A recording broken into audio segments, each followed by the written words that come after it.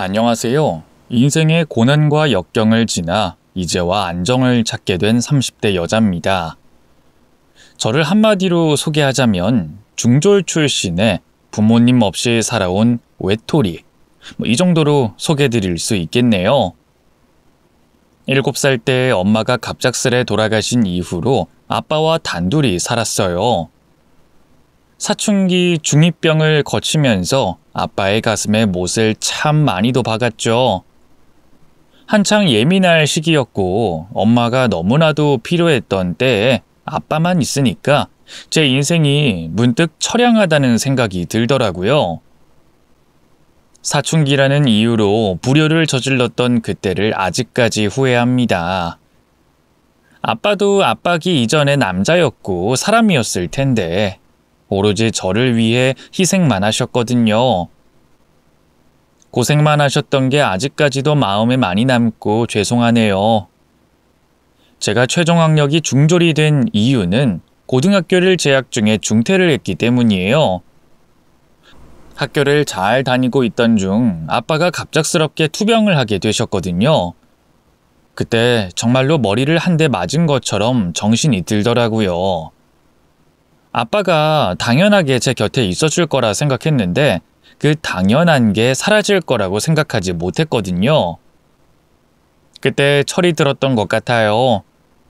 물론 아빠는 제가 학업을 꾸준히 이어나가길 원하셨지만 아빠의 유일한 가족이자 자식으로서 차마 아빠를 홀로 내버려 둘 순 없었어요.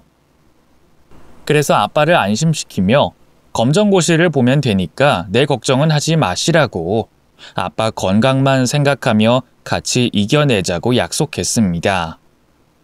원래는 병원에선 1년 정도 남았다고 했는데 3년이나 버텨내셨어요. 삶에 대한 의지가 대단하셨죠. 투병을 하시는 동안 아빠와 저는 많이 애틋해졌고 그동안 작별 인사도 많이 나눴기 때문에 돌아가셨던 그 순간까지도 덤덤했어요. 하지만 모든 장례가 끝나고 집에 홀로 돌아왔을 때 그제야 실감이 나더라고요. 이제 나는 진짜로 혼자구나. 내 곁엔 아무도 없구나. 그 사실이 저를 너무 힘들게 하더라고요. 검정고시를 준비하려 했지만 이런저런 상황 때문에 그렇게 하지 못하고 저는 결국 중졸로 남게 됐어요. 아빠를 떠나보내고 나니 학업이고 뭐고 이게 다 무슨 소용인가 싶어 한동안 아무것도 안 하게 되더라고요. 그렇게 허송세월을 보내던 중 문득 아빠의 꿈이었던 해외 한 달 살기를 내가 대신해보는 게 어떨까 싶은 생각이 들었어요. 그 생각이 들자마자 무작정 티켓을 끊어 충동적으로 해외로 떠나게 됐습니다. 그리고 예상치 못하게 그곳에서 꽤 긴 시간을 지내게 됐죠. 해외 생활이 나름 적성에 맞았기 때문에 그곳에서 일을 시작해보면 어떨까 하는 생각이 들었고 때마침 그곳에서 알게 된 지인을 통해 투어 가이드라는 일을 도전하게 됐어요. 이 일이 너무 재밌어서 천직이라고 생각하고 5년 이상 꾸준히 일했어요. 그리고 일을 하던 중 저의 결혼 상대를 만나게 됐죠. 패키지 여행을 오신 분들 중에 가족 단위가 정말 많았는데 유독 기억에 남는 가족이 있었어요. 부모님과 아들 이렇게 세 분이서 오셨는데 그중에 아버님이 저에게 말을 자주 거시더라고요. 아가씨는 몇 살이야? 저 올해 26입니다. 아니 나이가 딱 좋네. 남자친구는 있어? 아니요, 없는데. 아이 참 싹싹하고 예의가 바르네. 우리 아들 어때? 잘생겼지? 우리 동네 대표 미남이야. 네? 이래봬도 의대생이야. 저놈이 워낙 쓱맥이라 여자 하나 못 사귀어봤는데 성격은 아주 좋아. 성실하고 착해. 아, 예. 말씀만으로도 감사합니다. 요즘 이렇게 참한 아가씨가 흔치 않은데 말이야. 농담이 아니고 진짜로 우리 아들 좀 만나봐. 틈날 때마다 저한테 다가오셔서 아들을 만나보라고 자꾸 연결을 해주시더라고요. 저를 좋게 봐주시는 건 너무 감사드리지만 아들도 함께 있을 땐 서로 민망했어요. 무엇보다 아들분이 제 스타일이 아니었거든요. 대충 좋게 좋게 웃으며 대처하고 말았는데 여행 마지막 날이 되어 아버님께서 아들분을 제 앞에 데리고 오더니 대뜸 이러시더라고요. 아이, 둘이 번호라도 교환해. 혹시 몰라. 아가씨 한국 오면 서로 밥 한 끼 할 수도 있을지도 모르지. 원래 인연이라는 건 만들어가는 거야. 그렇게 엉거주춤 서 있다가 얼떨결에 그분과 연락처까지 교환하게 됐네요. 당연히 서로 연락을 안 하게 될 줄 알았어요. 저도 그렇고 그쪽도 그렇고 서로 그렇게 끌리지 않는다고 생각했거든요. 그렇게 투어 여행은 잘 마무리가 됐습니다. 그리고 얼마 후 의외의 연락이 저한테 오더라고요. 바로 그 아들분이 저한테 연락을 준 거예요. 여행 내내 친절하게 대해주셔서 너무 감사하다고, 이것도 인연이니 한국에 오시면 밥이라도 한 끼 대접해드리고 싶다고 하더라고요. 저희가 인연이긴 했나 봐요. 딱 그때쯤 제가 한국에 갈 일이 있었거든요. 심지어 제가 머물 곳과 가까운 곳에 살고 있더라고요. 이것도 인연인가 싶은 마음에 생판 알지도 못하는 남자를 한국에서 만나게 됐네요. 멀끔한 모습으로 나타나서 처음엔 못 알아볼 뻔했어요. 여행지와의 모습과는 사뭇 다르더라고요. 이게 웬걸 젠틀하기까지 하더라고요. 그쪽에서 먼저 호감 표시를 해주니 저도 관심이 가기 시작했고, 그렇게 저희는 급속도로 친해지며 서로에 대해 알아가게 됐습니다. 장거리였기 때문에 길게 가지 못할 거라 예상했던 것과는 달리 저희의 관계는 점점 더 견고해졌어요. 일단은 그 사람의 부모님께는 비밀로 하고 만났죠. 하지만 관계가 진지해지고 해외 생활을 청산하고 한국에 돌아왔을 때쯤 그 사람에게 프로포즈를 받으면서 이제는 그분들께 인사를 드릴 때가 됐다는 생각이 들더라고요. 분명 저를 좋게 봐주셨기 때문에 좋아해 주실 거라고 막연한 착각을 했던 것이죠. 인사를 드리러 갔을 때 처음엔 저를 열렬히 반겨주셨어요. 특히 아버님께서 저를 알아보시며 아주 좋아해 주시더라고요. 아니, 내가 말했지. 둘이 어울린다고 했잖아. 어쩐지 이놈이 연애를 하는 것 같긴 한데 상대가 누군지 몰라서 얼마나 답답했다고. 아이, 그런데 둘이 만나고 있을 줄은 몰랐네. 내가 주선했으니 나한테 한턱 쏴야겠네. 아이고, 그나저나 내가 호구 조사를 제대로 못했네. 부모님은 뭐 하시나? 그게 두 분 다 돌아가셨습니다. 두 분 다? 동시에? 아니, 어쩌다가? 어머니는 제가 7살 때 교통사고로 돌아가셨고, 아버지는 제가 고등학생 때 암투병 하시다가. 아이고, 저런. 아이, 고생 많이 했겠네. 아이, 부모가 곁에 있어줘야 할 시기에 혼자 지냈으니 얼마나 외로웠겠어. 이 전공은 관광학과 뭐 그런 걸 나왔나? 대학은 어디 나왔어? 아버지가 갑작스레 아프셔서 병간호하려고 고등학교 다니다가 중퇴했습니다. 아니, 그럼 이 최종 학력이 중졸이라는 거야? 요즘 그런 사람이 있어? 요즘 세상에 중졸이 있단 말이야? 상황이 그렇다 보니. 그렇구만. 그래, 뭐 둘이 잘 만나고 있다니 환영이긴 한데 조금 천천히 생각해 보자고. 우리 아들이 지금 한창 바쁜 시기라서 말이야. 둘 다 급한 나이 아니잖아. 젊은 사람들끼리 마음 맞으면 만나고 뭐 또 성격 차이로 헤어질 수도 있는 거니까 너무 급하게 생각할 필요는 없잖아. 제 가정 환경과 학력을 듣자마자 급격하게 표정이 어두워지시는 게 느껴졌어요. 전혀 예상치 못한 건 아니었죠. 의사 집안에다가 아들까지 의사 만들려고 삼수까지 시킨 집안에서 저 같은 사람을 두 팔 벌려 환영할 거라 생각하지 못했으니까요. 그래도 진심은 통하게 되어 있다고 제 마음을 보여드리면 그분들도 저를 받아주실 거라 생각했어요. 하지만 생각보다 험난했습니다. 저에게 싹싹하고 친절하다고 아들과 잘해보라던 시부모님께서는 갑자기 저를 반대하기 시작했어요. 데이트를 할 때마다 연락을 하시더라고요. 그리고 주말마다 가족 일정을 만들어서 데이트를 방해하셨죠.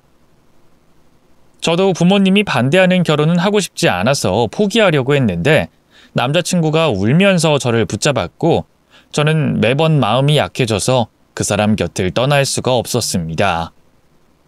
그렇게 긴 시간 동안 연애를 했어요. 그 사람도 저도 나이가 꽤 들어서 집안에서도 더 늦으면 안 되겠다 생각하셨는지 마지못해 결혼을 허락해 주시더라고요. 비록 환영받진 못했지만 제가 잘하면 충분히 예쁨 받는 며느리가 될 수 있을 거라 생각했어요. 이제는 사랑하는 사람과 결혼도 하고 가정을 이뤘으니 다 끝났다고 생각했죠. 하지만 결혼 후가 진짜 고난의 시작일 줄 누가 알았겠어요. 보통은 시어머니와 며느리 사이에 갈등이 많이 생긴다고 하잖아요. 저는 시아버지 때문에 스트레스를 엄청나게 받았어요. 집안의 권력자에다가 보수적이고 고집이 센 시아버지는 모든 게 본인의 뜻대로 돼야 비로소 만족을 하는 타입이셨어요. 인생에서 내 뜻대로 안 된 적이 없었어. 하지만 딱 하나 실패한 게 있다. 아들의 결혼이야. 이런 말을 제 앞에서 스스럼 없이 하시더라니까요. 그리고 제가 과일 깎다가 삐끗하잖아요. 그럼 어김없이 상처되는 말을 하시곤 하셨어요.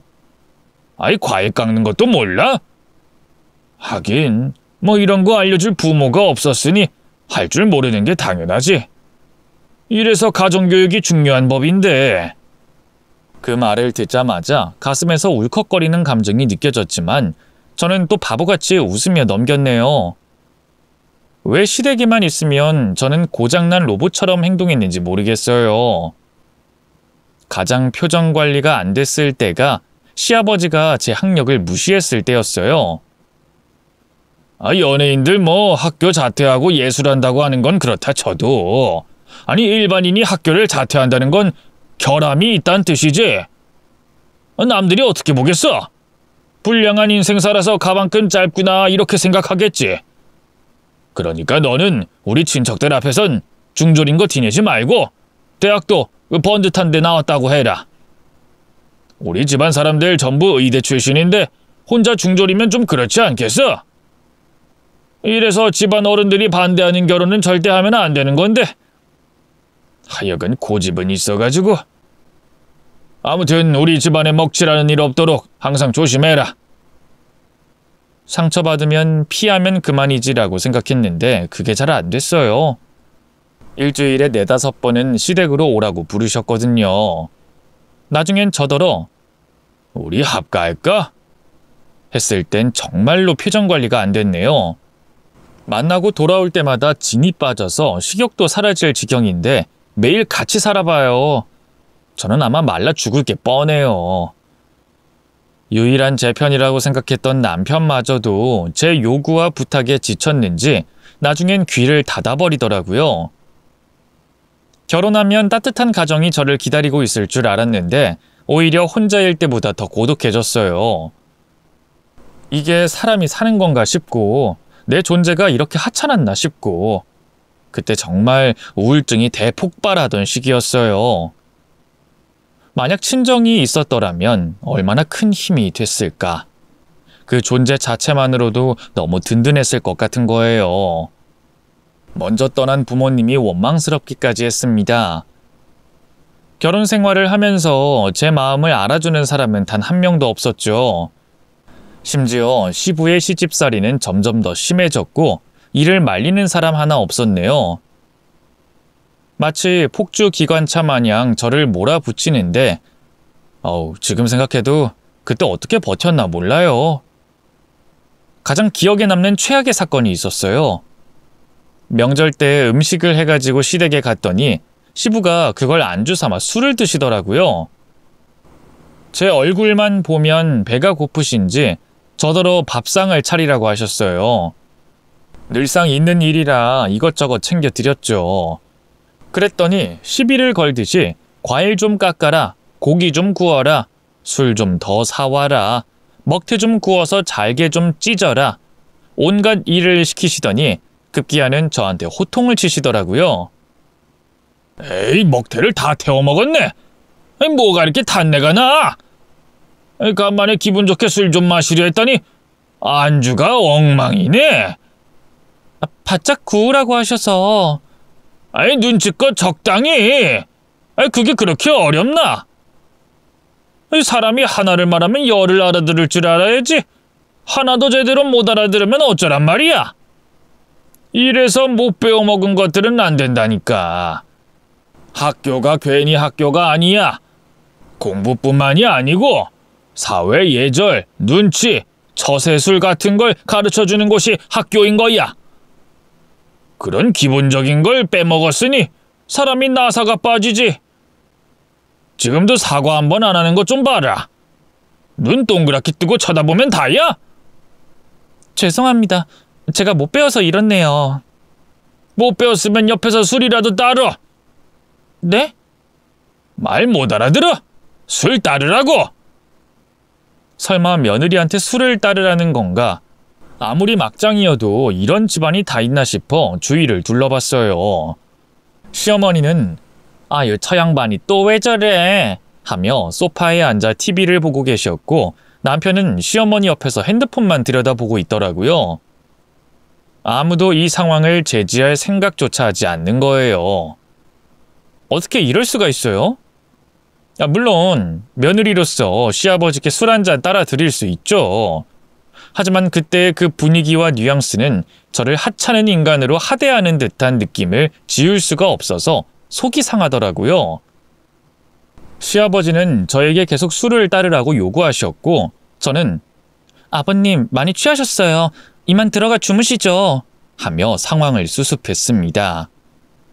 시아버지는 마지막까지 못 배운 며느리가 자기를 무시한다며 막말을 해대셨고, 저한테 삿대질을 하며 너같이 무식한 애가 내 며느리라는 게 수치야! 라며 제 가슴에 대못을 박으셨어요. 그날 울면서 남편을 밖으로 불러내 서운한 걸 얘기했더니 남편은 지친 듯한 표정으로 저에게 이렇게 말하더라고요.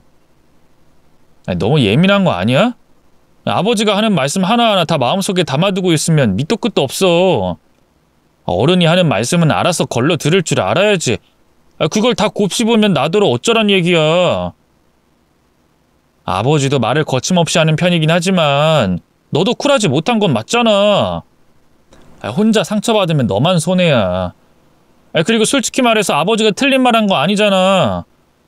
반대하는 결혼 밀고 나갔을 때부터 이 정도 각오는 했어야지. 그 말을 들을 때 깨달았어요. 남편은 영원히 날 이해할 수 없겠구나. 남편 말대로 제가 쿨하지 못한 것일 수도 있겠죠. 하지만 말이 아다르고 어다른 법이잖아요. 단 한 번이라도 제 편에서 이야기를 들어주고 공감해 줬더라면 이렇게 가슴이 꽉 막힌 것처럼 답답하진 않았을 거예요. 다른 걸 바란 게 아니었어요. 그저 당신 정말 힘들었겠다. 이 한마디만 들었어도 어쩌면 저는 그 고된 시집살이를 끝까지 버텨냈을지도 몰라요. 그 사건으로 인해 불면증까지 생길 정도로 많이 힘들었는데 남편은 아무렇지 않은 듯 우리 아버지가 원래 술을 마시면 좀 과격하시잖아 하며 대충 넘기더라고요. 배우자가 상처를 받았는데 그걸 아무렇지 않게 가볍게 생각하는 그 사람의 태도에 또 한 번 크게 실망을 하며 이 집안에서 나를 지킬 수 있는 사람은 나 자신밖에 없구나. 계속 이렇게 가다가는 이혼만이 답이겠다는 결론을 스스로 내리게 됐네요. 시아버지는 제가 상처받은 줄도 모르고 한숨 주무시고 일어나시더니 싱글벙글 웃으며 저희에게 말을 꺼내시더라고요. 우리 병원에 VIP 환자가 내원하셨어. 그만큼 우리 병원이 치료 잘하기로 유명해진 거 아니겠어? 가만히 있어보자. 이거 기념사진 하나 찍어야 하는 거 아니야? 너 카메라 좀 들고 우리 병원에 좀 와라. 온 김에 이것저것 좀 찍어라. 시부는 저에게 명령하듯이 집에 있는 좋은 카메라를 들고 병원에 좀 와서 사진을 찍어달라고 하시더라고요. 그분과 기념사진을 찍는 김에 직원들과 단체 사진도 새로 찍고 개인 사진도 찍어서 홍보를 좀 해달라며 제대로 찍어달라고 하셨네요. 제가 전문 사진사도 아니고 카메라 자체를 잘 만지지도 못하는데 졸지에 사진사가 됐죠. 시아버지의 무리한 요구는 이뿐만이 아니었어요. 대뜸 전화 와서 겨울에 원장실에 창문으로 찬바람이 들어오니 문풍지 같은 걸 좀 사다가 붙여달라. 친한 원장과 라운딩 약속이 잡혔으니 술 마시고 집에 돌아올 때 대리기사 역할 좀 해달라. 세미나 갈 때 피곤해서 자야 하니 대신 운전 좀 해달라. 병원 홍보 좀 하게 SNS를 열어서 글 좀 써달라. 겉으로는 전업주부로 보였지만 저는 가족들 중에 가장 바쁠 정도로 눈코 뜰 새 없이 살았어요. 오죽하면 가족 행사 때마다 시아버지 심부름하느라 밥도 제대로 못 먹었겠어요. 생각해보면 그 집안의 며느리가 아니라 노예나 다름없었던 것 같네요. 한 번이라도 수틀리면 내가 이놈의 지긋지긋한 집안 반드시 탈출하고 만다는 생각으로 이 악물고 버텼습니다. 이제는 홍보 사진까지 찍어드려야 하는 신세가 되고 만 것이죠. 그렇게 저는 다음 날 그 환자분이 방문하신다는 시간에 맞춰서 카메라를 들고 병원에 찾아갔습니다. 이미 병원 안은 시끌벅적하더라고요. 유독 시아버지의 호탕한 웃음소리가 잘 들렸어요. 영업용 웃음소리였죠. 병원 문을 열자마자 놀랐던 게 수십 명의 사람들이 병원 안에 있더라고요. 그리고 눈에 확 띄는 남성분이 한 분 계셨어요. 딱 봐도 그분이 VIP 환자라는 게 느껴질 정도였어요.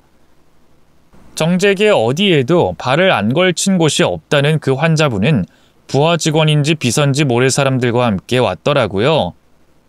그리고 병원 직원들도 사진 촬영을 위해 대기하고 있던 상태였어요. 아니, 너는 왜 이렇게 늦게 와? 환자분 기다리시잖아. 시아버지는 저를 보자마자 큰 소리로 타박하셨습니다.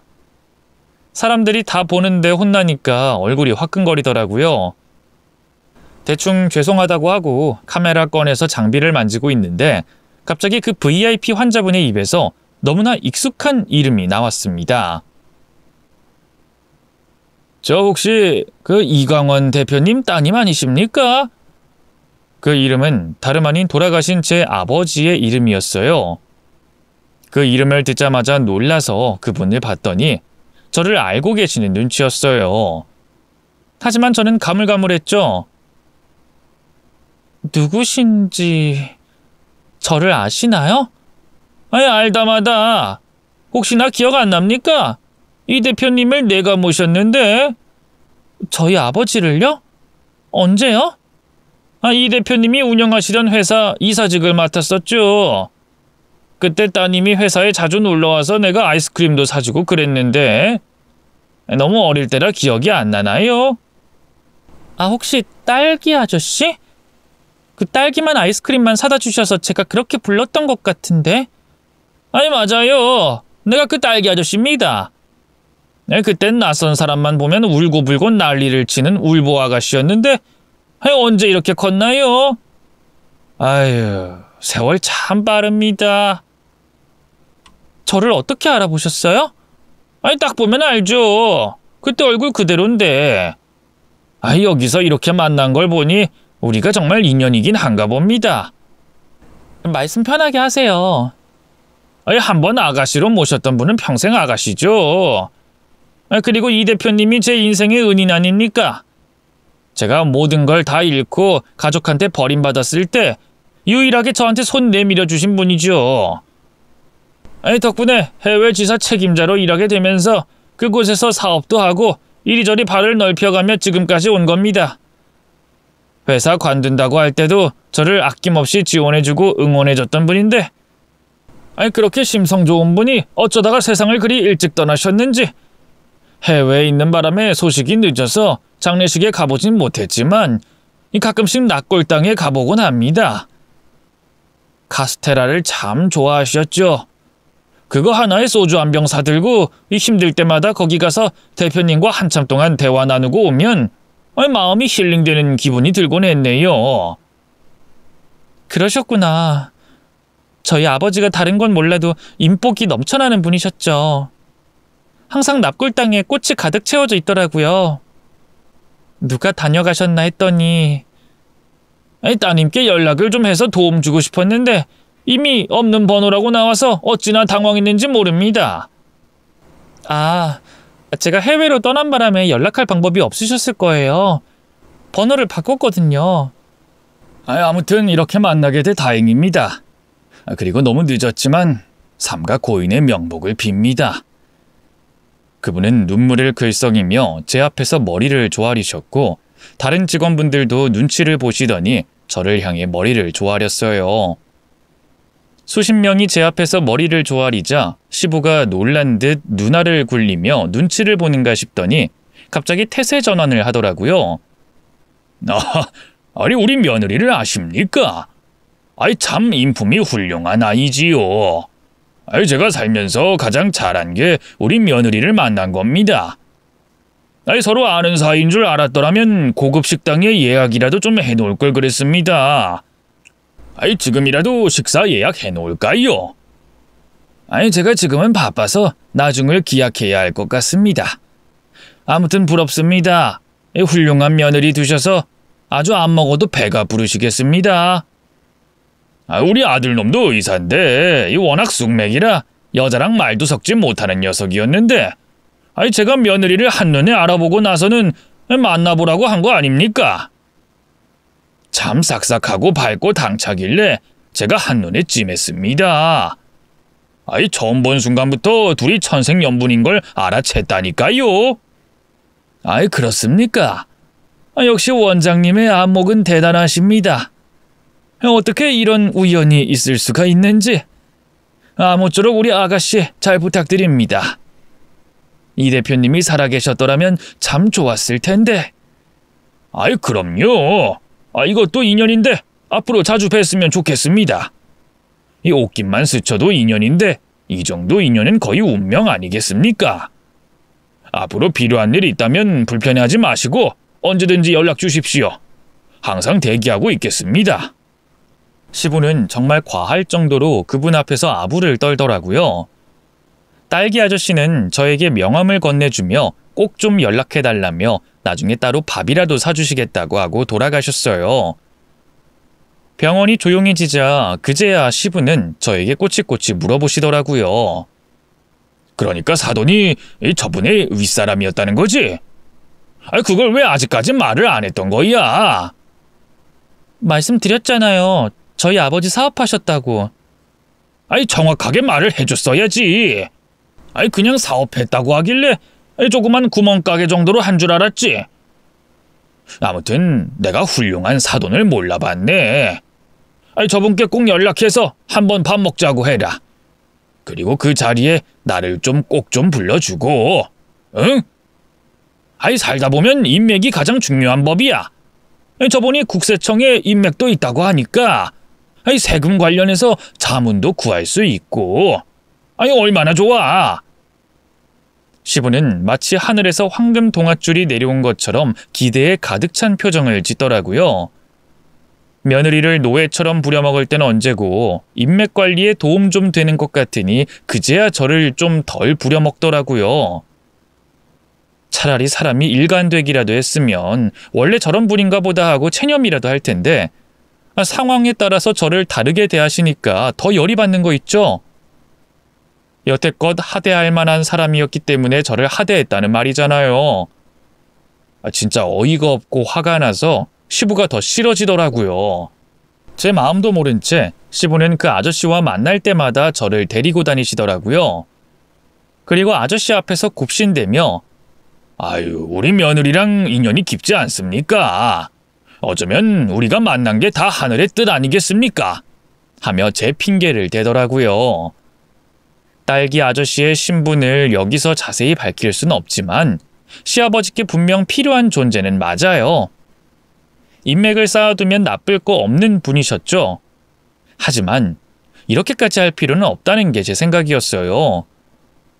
인맥이 대체 뭐길래 이렇게까지 하는 건지 그때는 이해할 수 없었는데 얼마 지나지 않아 시아버지에게 위기가 닥쳐오고 말았습니다. 큰일 났어. 아버지 병원이 갑자기 조사를 받게 됐어. 남편으로부터 소식을 듣게 됐어요. 저희 시아버지가 탈세로 병원을 조사받게 되셨다면서 뱉어내야 할 금액이 어마어마하다고 하더라고요. 시댁에 갔더니 분위기가 너무 안 좋은 거예요. 시아버지는 제가 시댁에 가자마자 다급하게 제 팔을 붙잡으시며 속사포로 말을 내뱉으셨어요. 야, 거기 있잖아. 그분께 연락 좀 해봐. 응? 누구요? 우리 병원 VIP 환자분 있잖아. 너랑 친하다던 그분. 지금 당장 연락되나? 네가 전화해서 부탁 좀 해봐. 그분이 국세청이랑 인맥이 있잖아. 듣기론 친척 중에 국세청 높은 분이 있다고 하는데 그 인맥이면 지금 위기 한 방에 다 해결할 수 있어. 네가 연락해서 좀만 굽신대면 해결해 주실 거야. 그러니까 당장 전화 좀 해봐. 급하니까 지금 빨리 시간 없다고 당장 좀 해결해 달라고 부탁 좀 해봐. 그러니까 저더러 탈세하신 걸 해결해 달라는 말씀이신가요? 그래. 지금 그분밖에 의지할 사람이 없어. 다급하게 저에게 명령하는 시아버지의 모습을 보는데 안쓰럽긴커녕 환멸이 나더라고요. 그동안 참아왔던 말을 드디어 꺼낼 때가 됐구나 하는 생각이 직감적으로 들어서 그날 처음으로 시아버지의 부탁을 거절하게 됐습니다. 죄송하지만 안 될 것 같은데요. 뭐? 왜 안 돼? 미쳤어? 뭐가 안 되는데? 한마디만 해주면 되는 걸 왜? 탈세하셨다면서요. 어쨌든 애초에 잘못한 건 아버님이시잖아요. 정당하게 세금 내셨으면 이런 일도 없으셨을 테고요. 그리고 제가 아는 그 아저씨는 범죄를 눈감아 주시는 분이 아니에요. 정직한 분이세요. 그분께 이런 것까지 부탁드리는 건 좀 그렇네요. 그러니까 네가 간곡하게 부탁을 좀 하라고. 인연이 깊다며. 어렸을 때부터 알던 사이라며. 내 말 못 알아들어? 내가 옳고 정직한 일만 했으면 이렇게 돈을 벌 수 있었겠어? 이놈의 나라가 세금을 무지막지하게 떼가는 걸 나더러 어쩌라고? 그리고 너 지금 시아버지 부탁 거절하는 거야? 내가 잘 돼야 니네가 잘 되는 건 몰라? 배운 게 없어서 제가 말귀를 잘 못 알아듣네요. 저는 워낙 바보라서 양심 있는 인생만 살아왔거든요. 그래서 아버님 말씀에 동의할 수가 없네요. 죄송해요. 얘가 갑자기 왜 이래? 너 뭐 잘못 먹었어? 갑자기 왜 안 하던 짓을 하고 난리야? 말도 고분고분 잘 듣던 애가 갑자기 왜 반항이야? 지금 네 역할은 나를 도와서 집안의 위기를 헤쳐나가는 거 하나뿐인 거 몰라? 이럴 때일수록 가족끼리 똘똘 뭉쳐야지. 아버님, 제가 이 가족의 일원이긴 했나요? 저는 그 말이 와닿지 않네요. 늘 저는 이 가족의 노예로 살았던 것 같아서요. 한 번도 가족으로 인정받은 적이 없었던 것 같은데요. 지금 뭔 말하는 거야? 여태껏 며느리로 받아주었더만 이제 와서 노예라니? 내가 언제 너를 노예 부리듯이 했어? 우리가 너를 받아주는데 얼마나 양보를 많이 했는지 알기나 해? 그 마음 알면 네가 나한테 이러면 안 되지. 우리는 뭐 욕심 없었는 줄 알아? 막말로 열쇠 가져다주는 며느리감이 줄을 섰는데 그 욕심 다 버리고 널 선택한 거야. 사업하다 망한 집안의 딸에다가 심지어 중졸인 사람이 어디 의사 집안에 시집 가는 게 쉬운 줄 알아? 나라면 감사한 마음으로 살 것 같은데 넌 왜 이렇게 불만이 많아? 네 인생 정도면 아주 팔자 핀 거지. 사모님 소리 듣는 게 쉬운 일이야? 아주 욕심만 가득해서 감사한 줄 몰라. 잘난 아들 뺏어가서 호강하며 사는 여자, 머리 텅텅 빈 주제에 남편 하나 잘 만나서 한순간에 팔자 핀 여자, 그 정도로 생각하고 계셨겠죠. 애초부터 저를 그런 식으로 생각하고 계셨으니 저를 그렇게 대하신 거겠죠. 이젠 다 포기하고 그만할게요. 저 스스로 좋은 자리 내려놓겠다잖아요. 저 아버님 미워하고 원망할 생각 없어요. 그냥 저희는 인연이 아니었나 봅니다. 이제 저도 더 이상 못 버티겠어요. 이 집안에 더 있는 것 자체가 저한텐 의미가 없는 것 같거든요. 차라리 혼자 살 때가 좋았어요. 네가 아주 내 앞에서 못하는 소리가 없구나. 뭐 이혼이라도 하겠단 소리야? 네, 이혼하겠습니다. 더 이상 이렇게 못 살아요. 아버님도 저 같은 며느리 싫잖아요. 저도 아버님 같은 시아버지 싫어요. 서로 헤어지는 게 깔끔하지 않겠어요? 싫은 사람끼리 뭐하러 같이 살아요? 헤어지는 게 낫지. 지금 이 상황에서 이혼 소리가 나와? 시래기 위기에 빠졌는데 넌 홀랑 도망가겠다고? 도망이 아니라 갈라서겠다는 겁니다. 지금 내가 부탁하는 걸로 보여? 어른으로서 명령하는 거야. 어른의 말을 거역할 작정이야. 불법적인 부탁이라면 전 거절하겠습니다. 그리고 아버님이 저지른 건 스스로 해결하셔야죠. 이게 어떻게 불법이야? 남들 다 이러고 살아. 너만 양심적인 줄 알아? 그런 인생이 뭐 밥 먹여줘? 전 어쨌든 아버님과의 인연은 여기서 끝내려고요. 이제는 남이나 마찬가지인데 어려운 부탁 정도는 거절해도 되잖아요. 저 여태껏 아버님 부탁 거절한 적 단 한 번도 없어요. 그래서 여태껏 노예처럼 부려먹은 거 아니에요? 딱 한 번 거절한 게 그렇게 분하세요? 긴 말할 필요 없고 이혼 서류에 도장 찍겠습니다. 아이 며느라, 이러지 말고 우리 진정하고 얘기 좀 하자. 아이 지금 감정적으로 대처할 때가 아니야. 여태껏 내가 너를 서운하게 했던 건 미안하다. 하지만 지금은 그런 걸 따질 때가 아니야. 한시가 급하다고. 일단 네가 그분께 전화해서 상황을 좀 설명하면서 부탁을 해다오. 이혼이고 뭐고 일단 일을 좀 해결하고 대화를 나누자꾸나. 지금 내가 얼마나 다급한 상황인지 몰라서 그래? 그래도 가족인데 어떻게 냉정하게 모른 척할 수가 있어? 그 일 해결 못하면 우리 집안 망하는 거나 다름없어. 둘이 그렇게 죽고 못 살아서 겨우 결혼 허락해줬더니 이제 와서 이혼하겠다니. 그게 무슨 말도 안 되는 소리야. 부부가 살다 보면 이런 일도 있고 저런 일도 있는 거지. 이 일만 해결해주면 내가 다시는 너 기분 상하게 하지 않을 테니 좀 도와다오. 죄송하지만 안 되겠어요. 더 이상 저한테 이런 부탁하지 마세요. 너 진짜 이럴 거야? 우리가 너한테 얼마나 베풀었는데. 이 은혜도 모르는 년? 저한테 베푸신 대가로 저를 부려먹었으니 서로 빚진 거 없지 않나요? 저 아버님 때문에 우울증에 불면증까지 온 거 아세요? 시집 오고 살이 8kg나 빠졌어요. 제 상태 안 보이세요? 이걸 보고도 저한테 베풀었다는 말을 할 수 있으세요? 저는 뭐 이렇게 살고 싶어서 살았어요? 못 배운 게 제 탓이냐고요? 전 나름대로 인생 열심히 살고 양심적으로 살려고 노력한 사람이에요. 아버님 같은 사람한테 무시당할 만큼 쓸모없는 사람 아니라고요. 저도 우리 부모님한텐 귀한 딸이었고 전부였어요. 그런데 아버님이 뭔데 나를 무시하냐고요? 이게 어디서 어른한테 소리를 질러? 정신 나갔어? 네, 이 집안 며느리로 살면서 제정신이었던 적이 단 한 번도 없었네요. 그리고 이왕 정신 나간 김에 저도 얘기 좀 할게요. 사람한테 가방끈 짧다고 무식하다고 모욕 주는 거, 그게 얼마나 무식해 보이는지 아세요? 남을 까내리면서 본인이 우월하다는 걸 느끼고 싶은 거예요? 얼마나 까내릴 사람이 없으면 며느리를 무시하세요? 그게 누워서 침 뱉기라는 걸 모르시나 본데 아버님이 무식한 언행을 하실 때마다 상처받기보단 실망했어요. 이 집안 자체가 품이 있는 집안이 되긴 글러먹었구나 싶어서 떠날 준비하게 됐다고요. 그리고 지금도 세금 문제를 저더러 해결해달라고요? 애초에 아버님이 똑바로 사는 사람이었으면 일이 이 지경까지 오지 않았을 거잖아요. 사고 쳐놓고 무식한 며느리한테 수습해달라고 하면 제가 얼씨구나 좋아서 굽신될 줄 알았어요? 아버님 일은 아버님이 해결하세요. 저는 제가 알아서 살 테니까.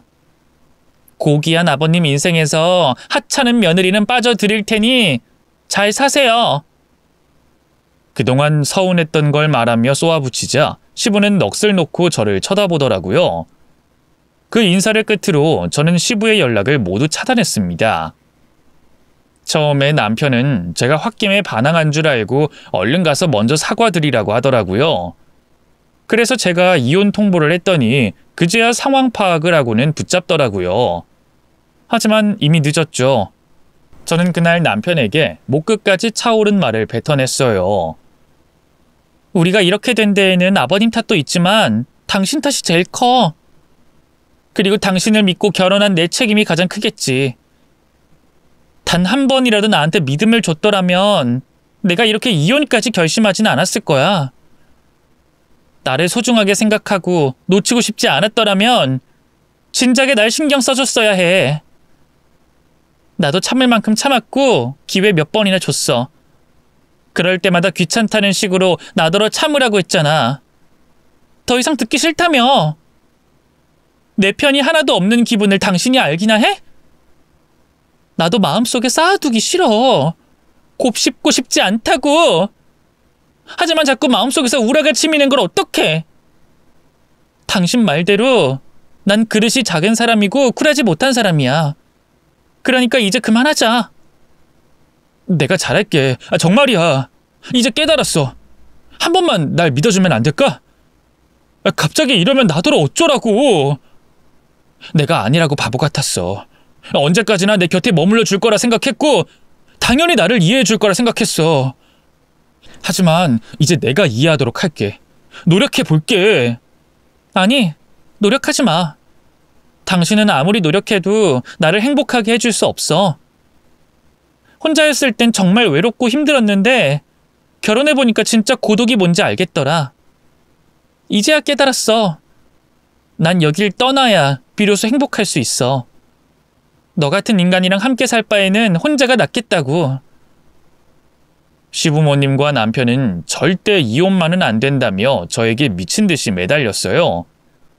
아들에게 이혼남 꼬리표를 붙여주기 싫었던 건지, 이제 와서 저에게 미련이 남은 건지, 아니면 위기에서 구해줄 유일한 구세주가 떠난다고 하니 아쉬워서 그런 건지 알 순 없었지만 이미 한번 마음먹은 건 끝까지 해내야 하는 성격이었던 저는 끝까지 이혼을 밀고 나갔어요. 결국 시아버지의 병원은 탈세로 조사를 받게 됐고 과징금을 내느라 진땀을 뺐고 동시에 병원이 망하면서 폐업을 하게 됐습니다. 나름 동네에서는 알아주는 병원이라 망할 일이 없을 줄 알았는데 그렇게 처참하게 문을 닫게 된 것이죠. 모든 게 한순간이었어요. 폐업을 하며 시아버지는 다시는 재기하지 못하고 그렇게 집에만 머물고 계신다고 들었어요. 모든 걸 쏟아부었던 병원이 한순간에 망하니 완전히 멘탈이 붕괴됐던 거예요. 웃긴 게 이 모든 사태의 원흉이 저라고 생각하신다는 거예요. 제가 연락 한 통만 넣어줬더라면 병원을 폐업할 일은 없었을 거라고 입버릇처럼 말씀하신다고 하네요. 그 얘기를 전 남편을 통해 들었어요. 가끔 술 먹고 전화해서 꼬장을 부리곤 했거든요. 전 남편의 근황도 아주 볼만했어요. 아버지의 병원을 그대로 물려받을 생각으로 맘 편히 이리저리 옮겨다니며 페이닥터를 했는데 그 병원이 망하니까 완전히 낙동강 오리알 신세가 되고 만 것이죠. 만약 제가 그때 최선을 다해 도움을 시댁에 드렸더라면 어땠을까요? 만에 하나 제 활약으로 그 집안이 위기에서 벗어났다 쳐요. 그랬다면 모든 게 행복했을까요? 저는 그렇게 생각하지 않아요. 만약 그랬다면 아버님의 오만함이 날로 심해졌겠죠. 그리고 저는 더 심한 고통을 받았을 거예요. 그쪽 집안에서는 저더러 배은망덕하고 정없는 괘씸한 며느리로 기억할진 몰라도 저는 나름대로 최선을 다했고 옳은 선택을 했다고 생각합니다. 그리고 제 선택에 후회하지 않아요. 이혼을 한 이후로 더 행복해졌거든요. 무엇보다 제 자존심을 깎아먹는 사람들이 없으니 훨씬 살만하네요. 물론 이혼을 하고 처음엔 인생의 패배자가 된 것만 같아서 우울하게 월세집에 홀로 지내며 나가지도 않고 집거 생활을 이어갔어요. 그러던 중 딸기 아저씨로부터 연락이 왔죠. 이혼 소식을 어떻게 아시고는 저한테 밥을 사주시겠다며 나오라고 하시더라고요. 참 인연이라는 게 신기해요. 저희 아버지로부터 도움을 받아 큰 성공을 거둔 딸기 아저씨는 이제 저를 도와주고 계시네요. 그날 밥을 사주시며 저에게 꿈이 뭔지, 하고 싶은 게 뭔지, 원하는 게 있는지 물어보시더라고요. 힘 닿는 데까지 도와주시겠다는 그 말을 듣고 저도 모르게 눈물이 나왔네요. 저를 도와줄 사람이 아무도 없다고 생각했는데 아버지의 인복으로 저를 도와주실 분이 나타난 거잖아요. 결국 저는 그분의 도움을 받아 해외에서 자그마한 사업을 시작했어요. 물심양면으로 도와주신다는 거 제가 거절했더니 나중엔 뒤에서 꾸준히 저를 지원해 주시더라고요. 아버지가 만약 살아계셨더라면 이런 느낌이겠구나 싶었어요. 어느새 딸기 아저씨는 제 아버지 같은 분이 되었고 그 인연이 지금까지 이어지고 있네요. 농담식으로 저한테 이런 말씀까지 하시더라고요. 아이, 나중에 재혼하면 내가 혼주석에 앉아줘야지. 결혼을 또 하라고요? 지긋지긋한 결혼을 또 뭐하러 해요? 아이, 그래도 소중한 인연이 있으면 잡아야지. 인생 어떻게 될지 모르는 거니까. 아저씨 말대로 정말로 인생은 어떻게 될지 모르는 것 같아요. 돈도 백도 인맥도 없었던 제가 매장을 3개나 거느린 레스토랑 주인이 될 줄 누가 알았겠어요. 아버지의 피를 물려받았는지 저만의 사업을 꾸려가는 게 너무 재밌고 행복하더라고요. 결국 저는 아버지 덕분에 새 출발을 아주 잘 할 수 있게 된 것이죠. 여기서 멈추지 않고 앞으로도 계속 나아갈 생각이에요. 든든한 지원군이 있으니 더 이상 무서울 게 없네요. 결혼을 후회하진 않아요. 시아버지의 병원에서 딸기 아저씨를 만날 수 있었잖아요. 지금 이런 행복을 느끼기 전에 잠시 시련을 거쳐왔다고 생각하면 모든 게 필요한 과정이었던 것 같아요. 인생이 술술 풀리기만 하면 재미없잖아요. 가끔은 뜻대로 되지 않아야지 이게 인생이구나, 쉽지 않구나 깨닫고 더 최선을 다해 살 수 있죠. 가방끈이 짧다고 해서 인생을 헛산 건 아니잖아요. 또 높은 위치에 있다고 해서 품격이 높은 것도 아니더라고요. 아무튼 이번 일로 세상에서 가장 피해야 할 사람이 남의 인생을 얕잡아보고 무시하는 사람이라는 걸 깨달았네요. 열심히 살아온 남의 인생을 폄하하고 업신여기는 사람은 본인의 인생도 그리 의미 있게 살지 못한 게 분명해요. 남의 불행과 약점을 끄집어내고 공격하는 사람치고 제대로 된 사람을 못 봤네요. 그런 사람은 최대한 피하는 게 좋다. 이게 제 생각입니다. 여러분들도 만약 자존감을 깎아먹는 주변 사람이 있다면 과감하게 끊어내세요. 그게 정신건강에 좋더라고요. 예전 시부도 늘 저한테 막말을 해댔어요. 너는 나이가 너무 많아서 뭘 해도 늦었다. 네 능력으로는 아르바이트도 못 구한다. 너 같은 여자는 시집 잘 간 게 최고의 행운이다. 너는 그냥 내조 잘하고 시부모 말 고분고분 잘 듣는 게 최고의 인생이다. 가방끈이 짧으니 뭘 해도 안 될 거다. 근데 지금 어떻게 됐죠? 지금 이혼하고 너무 잘 살고 있잖아요. 제 사연이 여러분들께 용기를 줄 수 있었으면 좋겠어요. 무엇을 하든지 후회 없이 한다면 뭐든 할 수 있지 않을까요? 저는 이만 사연을 마치고 일상으로 돌아가도록 할게요. 오랜만에 힘들었던 과거를 돌이켜보니 지금 더 열심히 살아야겠다는 생각이 드네요. 그럼 안녕히 계세요. 이만 마치겠습니다.